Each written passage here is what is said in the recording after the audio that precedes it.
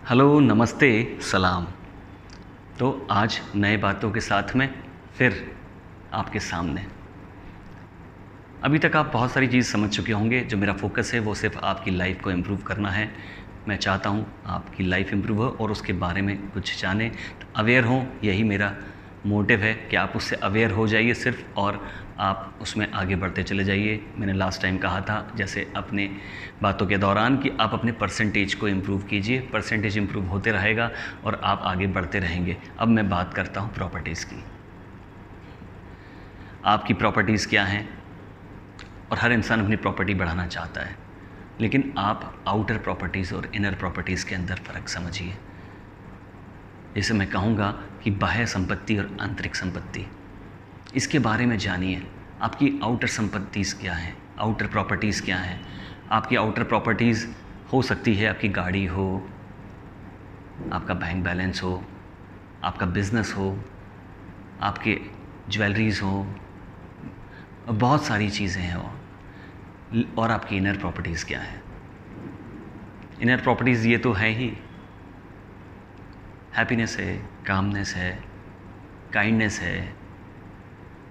ये सारी चीज़ें जो इनर प्रॉपर्टीज़ हैं ये बहुत ही वैल्यूएबल हैं। आपको पता है, अगर आप अपनी इनर प्रॉपर्टी इम्प्रूव कर लेते हैं तो आप आउटर प्रॉपर्टी के ऊपर आप डिपेंडेंट नहीं होते, बहुत ज़्यादा घबराते नहीं हैं। वो होने या नहीं होने से आपको फ़र्क नहीं पड़ता। अभी आप मैक्सिमम अपनी एनर्जी सिर्फ इसलिए खो देते हैं कि आप अपनी आउटर प्रॉपर्टी को बचाने में लगे हुए हैं। आप उसके साथ में जूझ रहे हैं, और वो जूझ इसलिए रहे हैं क्योंकि आपको लगता है कि लक बाई चांस मुझे ये चीज़ें मिल गई हैं। कभी कभी ऐसा लगता है ज़रूरत से ज़्यादा जल्दी मिल गई हैं। कभी कभी आपको लगता है कि अब ये मुझसे संभलेंगी या नहीं संभलेंगी, या आपको लगता है कि मैं मेहनत करता जाऊं और बढ़ता जाऊं, जोड़ता जाऊं और नेक्स्ट जनरेशन के लिए। आप क्या कर रहे हैं? आप अपनी इनर प्रॉपर्टीज़ नहीं बना रहे हैं, और ये इनर प्रॉपर्टीज़ आपके अंदर नहीं होती हैं तो आपको जो बात की एज होती है उसको निकालना मुश्किल होता है। कितनी बुरी हालत में जी रहे हैं आज के बुज़ुर्ग। क्यों? आप शिकायतें कर रहे हैं, आप जनरेशन से प्रॉब्लम है, गैप जनरेशन के साथ बने हुए हैं। क्यों बने हुए हैं? मैंने आपसे कहा था ना, वो ज़रूरी था, बातें करना ज़रूरी था, कम्युनिकेशन करना ज़रूरी था। शिकायतें थी, बात ही नहीं की गई, दिल में दफन कर दी गई। तकलीफ़ें थी, बताई ही नहीं गई, और वो जब बताने की टाइम थी, जब बताई तब नहीं बताई। उस टाइम बताई जब बताने की ज़रूरत नहीं थी, और सब कुछ बिगड़ गया, रिश्तों में बिगड़ाहट आ गई। आप समझिए इनर प्रॉपर्टीज़ कितना काम करती हैं।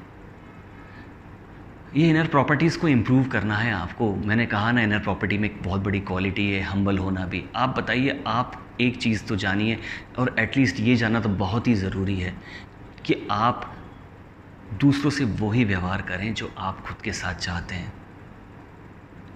आप इज़्ज़त चाहते हैं, आप इज़्ज़त दें, आपको इज़्ज़त मिलेगी। आप लोगों के साथ में प्यार चाहते हैं, उनसे मेल मिलाप चाहते हैं कि वो आपका साथ दें, तो आपको भी वैसा ही देना पड़ेगा। आप भी शुरुआत कीजिए, आप अपनी विजिबिलिटी को बढ़ाइए। ये सारी चीज़ें कितनी ज़रूरी हैं।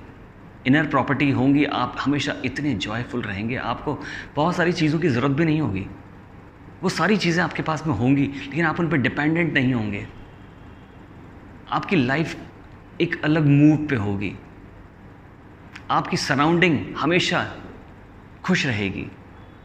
आपका, कहते हैं ना जिसे, ऑरा, वो बहुत स्ट्रांग रहेगा। आपके साथ में रहने वाले लोग आपके साथ में रहकर हमेशा खुश महसूस करेंगे, एनर्जेटिक महसूस करेंगे अपने आप को। क्यों?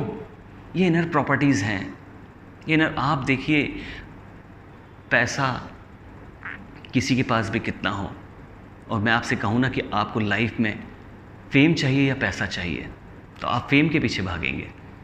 क्यों? क्योंकि फेम आपकी विजिबिलिटी बढ़ाती है। पैसा तो सबके पास है, बहुतों के पास है, आता जाता है, आपको पता है। लेकिन अगर फेम है ना, और आपको लोग जानते हैं, तो वही तो है आपकी इनर प्रॉपर्टीज़।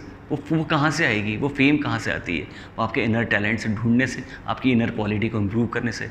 इनर क्वालिटीज़ आपकी कब इम्प्रूव होती है? जब आप खुद को जान जाते हैं, खुद के टैलेंट को जान जाते हैं, आप क्या हैं वो जान जाते हैं, तो आपकी इनर क्वालिटीज़ इम्प्रूव होना शुरू हो जाती है, और फिर फेम कहाँ दूर है। तो आप जान जाइए आपकी प्रॉपर्टी क्या है। आपकी प्रॉपर्टी आपका टैलेंट खोजना है। अगर आप एक एज तक हैं, अगर आप एक उम्र को पार कर चुके हैं, आपके बच्चे हैं, तो उनके टैलेंट को खोजना आपका काम है, क्योंकि वो आपकी संपत्ति है। आप सोचिए कि आप अगर कोई चीज़ बनाई है आपने, तो वो उनको जन्म दिया है, उनको बनाया है, उनको लाया, वो है आपकी संपत्ति। उनको सही राह पे पहुंचाइए। उनको अभी से समझने की कोशिश कीजिए। उनका झुकाव देखिए किस तरफ है, वो क्या ज़िंदगी में बनना चाह रहे हैं या वो क्या बेहतर कर रहे हैं। आप अपना जैसा बनाने की कोशिश मत कीजिए, या जिनसे आप बच गए हैं उनसे बचाने की कोशिश मत कीजिए। वो अलग हैं, वो डिफरेंट हैं, वो बहुत कुछ कर सकते हैं लाइफ के अंदर, लेकिन आप उसको समझने की कोशिश कीजिए, उनको मदद कीजिए उसके अंदर।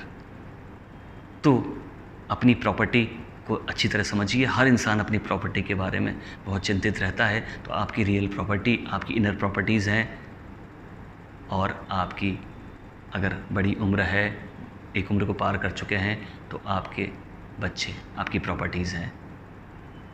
तो इम्प्रूव कीजिए इनर प्रॉपर्टीज़ को। इसके अलावा बहुत बातें हैं और भी करने के लिए, लेकिन आज मैं इसी बात के ऊपर ख़त्म करता हूँ। आज का वर्ड था प्रॉपर्टी, इनर प्रॉपर्टीज़। इसको इम्प्रूव करना है, बातें का दौर चलता रहेगा। आज के लिए इतना ही। Thanks for watching and listening. Bye.